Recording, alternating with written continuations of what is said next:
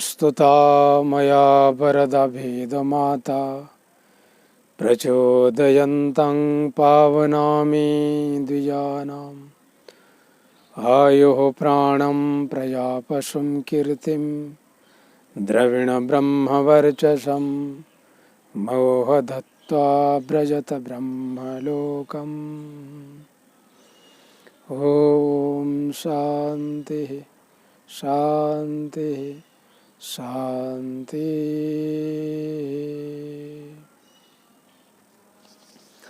मनुष्य जीवन की उद्देश्य भगवत प्राप्ति।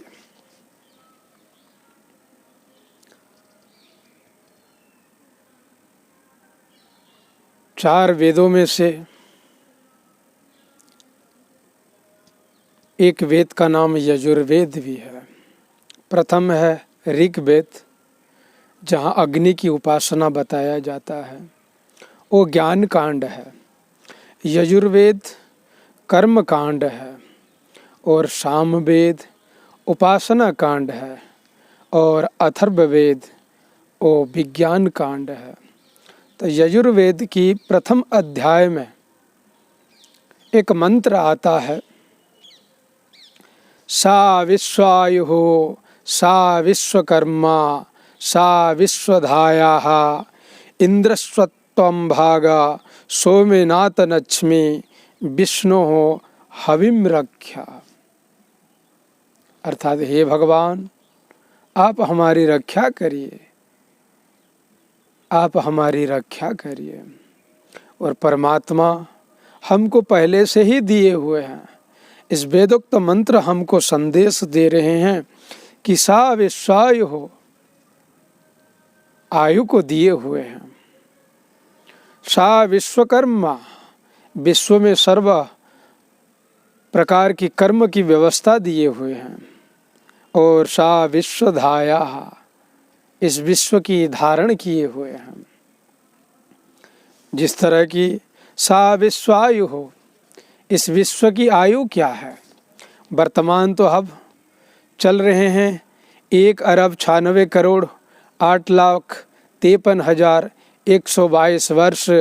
ये वैदिक संस्कृति और वेद का संकेत यही है। एक युग का आयु होता है।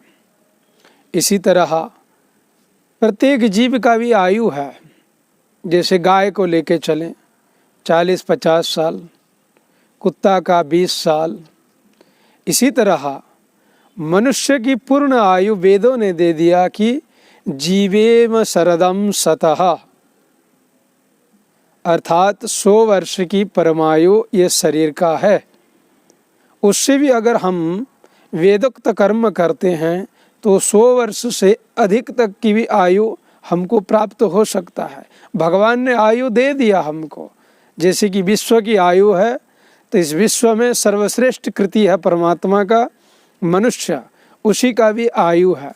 सा विश्वायु, अर्थात भगवान ने हमको आयु दे दिया। आयु दे दिया।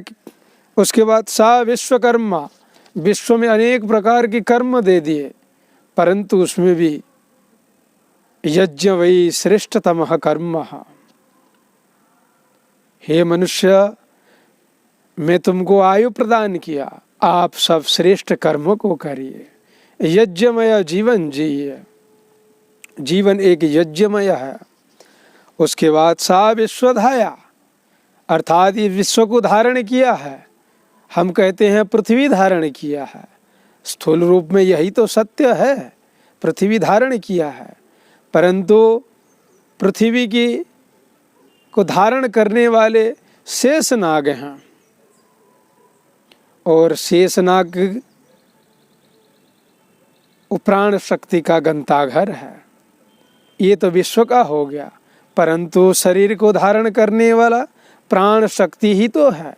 प्राण शक्ति अगर चला गया तो शरीर का कोई महत्व नहीं है। अर्थात परमात्मा ने हमको 3 वस्तु हमको प्रदान किए हैं जन्म से।